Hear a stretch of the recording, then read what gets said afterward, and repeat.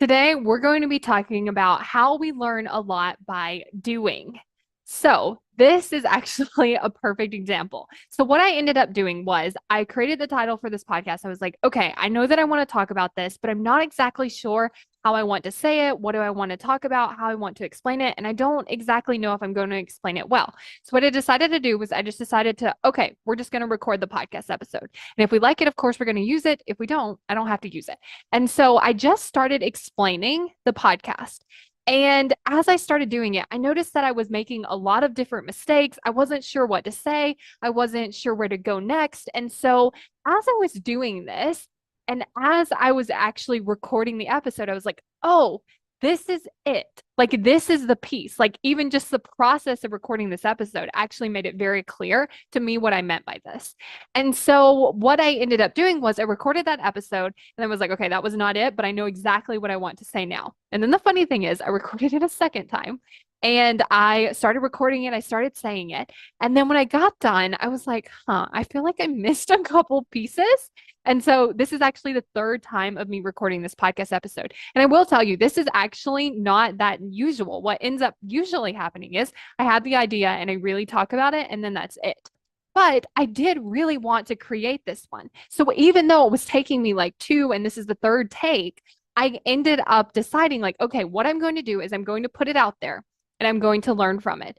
What did I like about the first episode that I recorded? What did I not like about it? And then I did the same thing for the second one. What did I like about this one? And what did I not like about it? And so what ended up happening there was I was able to see it so much clearer because I put something out there, because I was willing to put out version one and then go, okay, I missed something here, or this piece didn't make sense, or I want to change this, or I want to tell this story. And then the second one, same thing happened. Oh, I think I left some things out. Here's the things that I think I left out. So how can I explain this now? And so a lot of times our brain's like, no, we don't need to record the piece of content. We don't need to put the thing out there, because if we do, we might not know all of the information. We might not know all of the pieces, but we really want to look at, wait, can we learn more about the pieces, the way that we want to say it, the way that we want to do things? Can we do that by actually taking the action? So, for example, one thing might be like losing weight. You may be like, okay, I don't exactly know what foods I want to eat to lose weight. And so it might look like this testing thing. But what we know is by picking something, trying it, and seeing what happens, that's how we're going to learn. So we end up learning more by doing the thing than trying to learn without doing the thing. And so, what I want to encourage you to think about is the thing that you think you need to learn more about. Would you learn more? Would you get better at it? Would you have more information if you just started doing the thing? And then I want you to celebrate the thing that you're doing. So for me, I'm celebrating this because I'm like, okay, I said it one time and I was like, oh, that wasn't it. I said it the second time and I was like, oh, I left some pieces out. And now I'm doing it this third time and I'm like, okay, this one's really good. And I'm like celebrating that I was willing to get started, even though I wasn't 100% sure on how to put it out there. The second thing that I want you to watch out for is not letting this be like a thing that keeps you from posting it. Because a lot of times our brains can use this exact process to use that perfectionism to have us not putting the thing out there. But I will tell you, the reason that I know this isn't happening is because this isn't a common thing for me. Like, I don't normally record an episode and I'm like, not good enough. I don't normally record one and then think not good enough.